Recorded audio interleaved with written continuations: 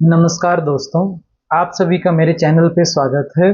आज की इस वीडियो में जो टॉपिक हम कवर करने वाले हैं उसका नाम है लाइन स्पेक्ट्रा ऑफ हाइड्रोजन। देखिए, लास्ट की वीडियो अगर आपने देखी होगी मेरे चैनल पे तो उसके अंदर हमने बात की थी इलेक्ट्रोमैग्नेटिक स्पेक्ट्रा के बारे में।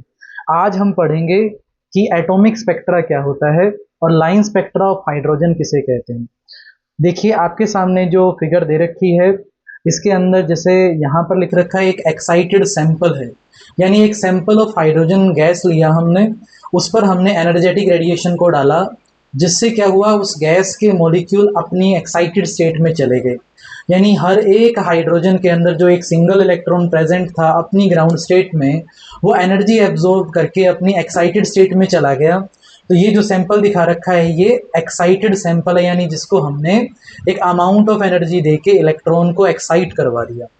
अब क्या होगा, इलेक्ट्रॉन अपनी ग्राउंड स्टेट से एक्साइटेड स्टेट में जाके, क्योंकि उसकी अमाउंट ऑफ एनर्जी बढ़ रही है, तो एनर्जी के बढ़ने की वजह से वो वहाँ पर जाके अनस्टेबल हो जाएगा और दोबारा से स्टेबिलिटी गेन करने के लिए वो जो एनर्जी उसने गेन की थी उस एनर्जी को वो रिलीज करेगा तो आपको ये रेडिएशन मिलेगी।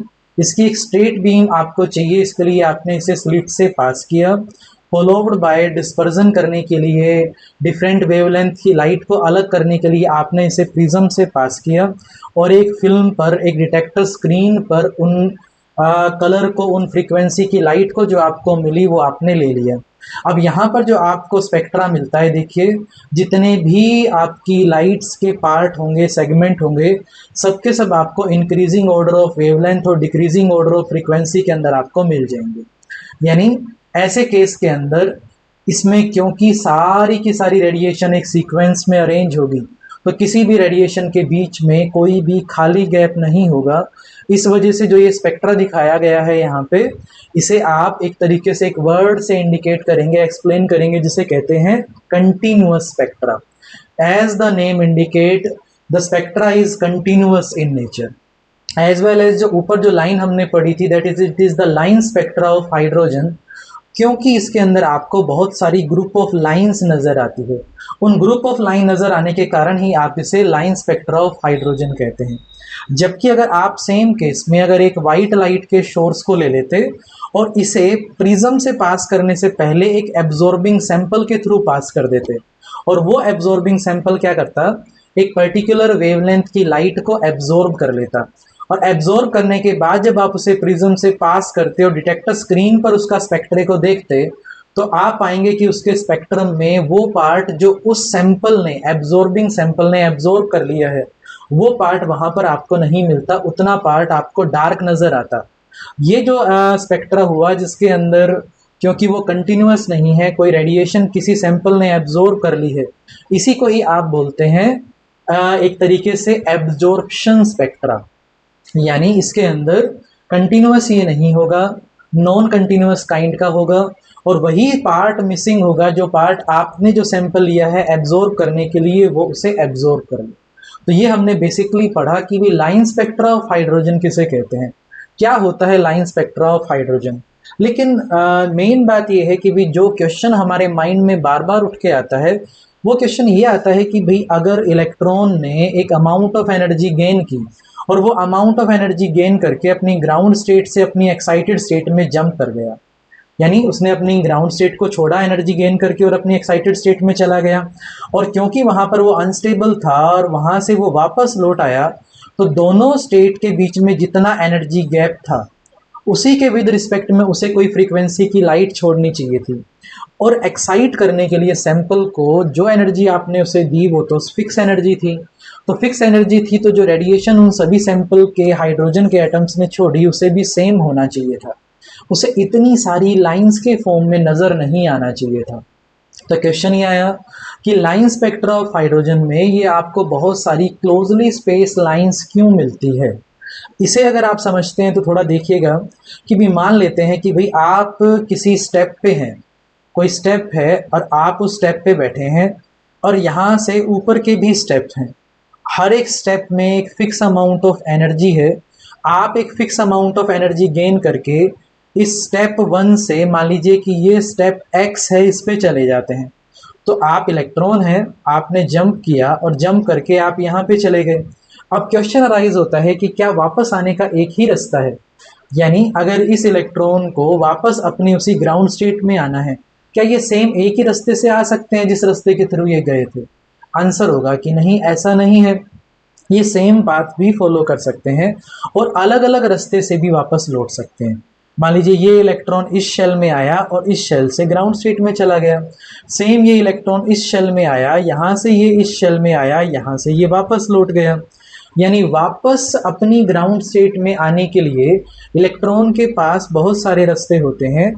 हर एक रास्ता जो वो एक्वायर करता है, लेता है, उन दो एनर्जी लेवल्स के बीच के गैप के कोरोस्पोंडिंग में जो फ्रीक्वेंसी की और लैम्डा की वेवलेंथ की लाइट होगी वो उसे एमिट कर देगा। एज ए रिजल्ट आपको यहाँ पर सिंगल लाइन ना नजर आके बहुत सारी क्लोजली स्पेस लाइंस नजर आएंगी। क्लियर? तो ये हमने रीजन पढ़ा कि क्यों लाइन स्पेक्ट्रा ऑफ हाइड्रोजन में हमें बहुत सारी लाइंस नजर आती हैं। जैसे आपके सामने यहाँ पर देखिए कितनी लाइंस हमें लाइन स्पेक्ट्रा ऑफ हाइड्रोजन में नजर आती है, उनका जिक्र कर रखा है हमने। तो यहाँ पर आपको मिलती है एक सीरीज, एक ग्रुप ऑफ लाइन जिसे लाइमन सीरीज कहते हैं। देन उसके बाद जो मिलती है उसे बाल्मर सीरीज कहते हैं। उससे नेक्स्ट जो मिलती है उसे पाश्चन कहते हैं।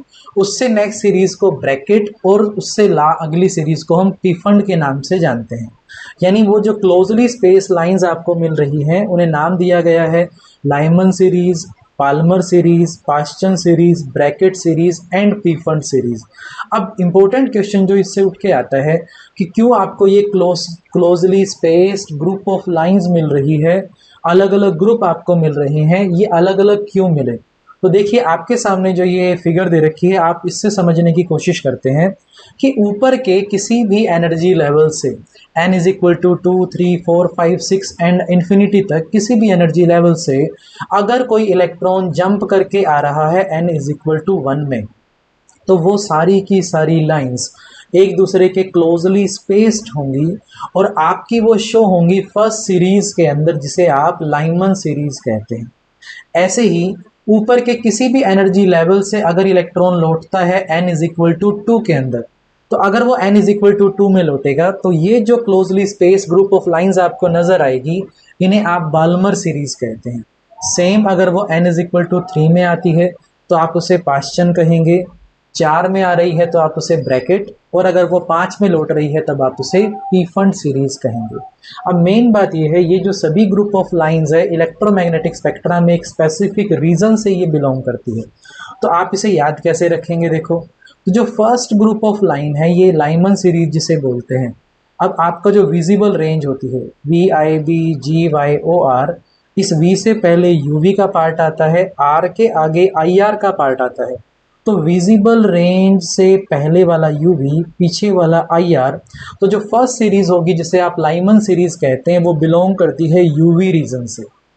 अगर उससे अगली सीरीज की बात करें, बाल्मर सीरीज की अगर आप बात करें, तो वो बिलोंग करेगी हमारे इस विजिबल स्पेक्ट्रम से, वो पार्ट ऑफ इलेक्ट्रोमैग्नेटिक स्पेक्ट्रम जो कि हमारी नेक्ड आई को विजिबल होता है। यानी जो बाल्मर सीरीज होगी वो आपको कलरफुल लाइंस के रूप में नजर आएगा। इस लेफ्ट वाली फिगर में आप देख पा रहे हैं कि यहाँ पर जो नेक्स्ट जो आपकी ये ग्रुप ऑफ लाइन जिसे बाल्मर सीरीज बोला गया है, ये जो बाल्मर सीरीज है इसके लिए स्पेसिफिक रेड, ग्रीन, ब्लू और वायलेट कलर की लाइंस हमने शो कर रखी है। और इसके बाद जो आपकी सीरीज है पाश्चन, ब्रैकेट, पीफंड और आगे वाली, वो आपकी जिस स्पेक्ट्रा के अंदर जिस रेंज से बिलोंग करती है उसे IR कहते हैं। तो बहुत बार ऐसे क्वेश्चन आते हैं कि वो पूछते हैं कि लाइमन सीरीज इलेक्ट्रोमैग्नेटिक स्पेक्ट्रा के किस रीजन से बिलोंग करती है, बाल्मर सीरीज किस रीजन से बिलोंग करती है, या कौन सी वो पर्टिकुलर सीरीज है लाइन स्पेक्ट्रा ऑफ हाइड्रोजन की जो कलरफुल होती है। तो अगर आपसे कभी पूछा जाए कि कलरफुल कौन से वाली सीरीज होती है, तो आप आंसर देखें कि बाल्मर सीरीज कलरफुल होती है। ओके, देन अगर आप आगे बढ़ते हैं और एक अपने आप से एक क्वेश्चन पूछते हैं कि ये जो स्पेसिफिक आपको सीरीज नज़र आती है, स्पेक्ट्रा में लाइंस नज़र आती है, इन पर्टिकुलर लाइंस की अगर आपसे पूछा जाए कि वेवलेंथ क्या होगी, फ्रीक्वेंसी क्या होगी या वेव नंबर क्या होगा, तो उसका जो फॉर्मूला है वो आपके सामने गिवन है कि जो nu bar which is equal to wave number, it is equal to 109677 then 1/n1 का स्क्वायर माइनस 1/n2 का स्क्वायर सेंटीमीटर इनवर्स, क्योंकि ये जो न्यू बार होता है ये रेसिप्रोकल ऑफ वेवलेंथ होता है। अब इस केस के अंदर क्वेश्चन अराइज करता है कि ये n1 का स्क्वायर क्या है या ये n2 का स्क्वायर क्या है। तो देखिए जो वो n1 है इट इज 1 2 और एज सो ऑन। आप अगर लाइमन सीरीज के लिए लेते हैं तो ये n जो होगा वो 1 होगा, बाल्मर के लिए n2 होगा, पाश्चन के लिए n3 होगा, सेम ब्रैकेट के लिए n4 एंड टीफंड के लिए n5 होगा। और जो ये n2 है ये वो वैल्यू है जहां से इलेक्ट्रॉन जंप करके उस पर्टिकुलर n में आ रहा है। जैसे अगर कोई इलेक्ट्रॉन फिफ्थ एनर्जी लेवल से फर्स्ट एनर्जी लेवल में आ रहा है तो उसके लिए जो n1 की वैल्यू होगी वो फर्स्ट होगी क्योंकि वो फर्स्ट में आ रहा है, और जो n2 की वैल्यू होगी वो फिफ्थ होगी। तो ये वैल्यू जब आप यहाँ पर पुट ऑन करेंगे तब आपको जो न्यू बार मिलेगा जो विच इज़ इक्वल टू 1/λ के बराबर। तो यहाँ से आप फ्रीक्वेंसी भी निकाल सकते हैं, वेवलेंथ भी निकाल सकते हैं और वेव नंबर भी निकाल सकते हैं उस रेडिएशन का जो कि आपको लाइन स्पेक्ट्रा ऑफ हाइड्रोजन में नज़र आता है। तो आज की इस वीडियो के लिए इतना ही। आज हमने पढ़ा specifically line spectra of hydrogen. आगे आने वाली वीडियो में हम बात करेंगे नेक्स्ट मॉडल ऑफ एटम के बारे में जिसका नाम है बोहर मॉडल ऑफ एटम। देखिए अगर आपको कोई इससे जुड़ा कोई डाउट अगर आपके मन में आता है तो आप कमेंट बॉक्स में पूछ सकते हैं, हम उसका रिप्लाई ज़रूर करेंगे। आज की वीडियो के लिए इतना ही। Thank you.